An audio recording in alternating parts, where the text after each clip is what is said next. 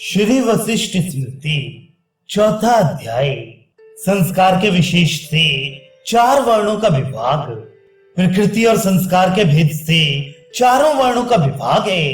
और इतना भेद भी है कि इस ईश्वर के मुख से ब्राह्मण, भुजाओं से क्षत्रिय, जंघाओं से वैश्य और पैरों से शूद्र उत्पन्न हुए हैं। गायत्री छंद से ब्राह्मण की सृष्टि है, त्रिष्टुप छंद से क्षत्रिय की सृष्टि है और जगती छंद के योग से वैश्य की सृष्टि ईश्वर ने की है। अर्थात उपरोक्त वेद के मंत्रों से इनका संस्कार होता है, परंतु शूद्र की सृष्टि किसी छंद योग से नहीं की। इससे ही शूद्र संस्कार के हीन जाना चाहता है। प्रथम तीन वर्णों में ही संस्कार की स्थिति है। संपूर्ण वर्ण ही सत्यवादी, क्रोध रहित, दानी और हिंसा रहित हुए और जात कर्म ही उनका धर्म है। पितर, देवता और अतिथि इनकी पूजा में पशु की हिंसा करे। कारण कि मनु का ये वचन है कि मधुपर्क में, यज्ञ में पितर और देवताओं के निमित्त जो कर्म है उनमें पशु की हिंसा करे तो कुछ दोष नहीं है, अन्यथा हिंसा ना करे। बिना प्राणियों की हिंसा किए मांस कहीं उत्पन्न नहीं होता। प्राणियों की हिंसा भी स्वर्ग की देने वाली है।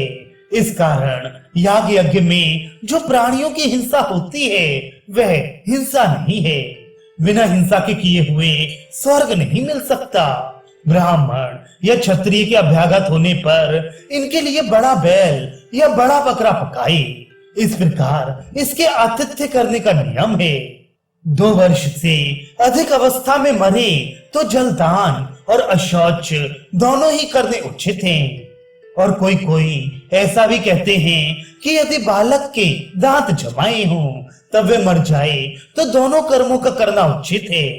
मृतक के शरीर में अग्नि लगाकर चिता की ओर को बिना देखे जल की ओर को चलाए और जल में खड़ा होकर दोनों हाथों से जलदान करे और अयुग्म तथा दक्षिण दिशा को मुख करे। कारण कि दक्षिण दिशा पितरों की है।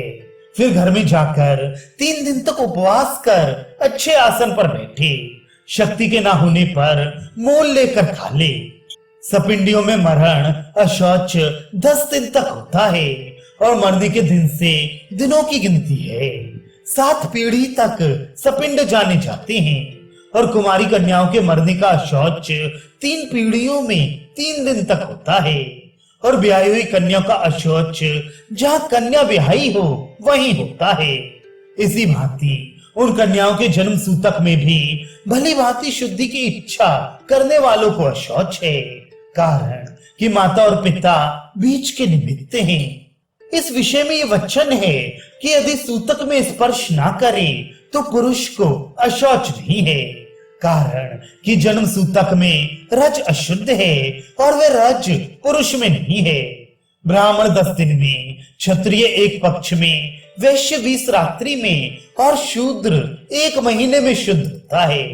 जो मनुष्य शूद्र के अशौच या सूतक में भोजन करता है वह पुरुष नरकों में जाता है या सर्पादी योनि में उत्पन्न होता है। जो निमंत्रित होकर 10 दिन के भीतर भोजन करे वह कीड़ा होकर उसी वृत्ति से जीविका निर्वाह कर सकता है।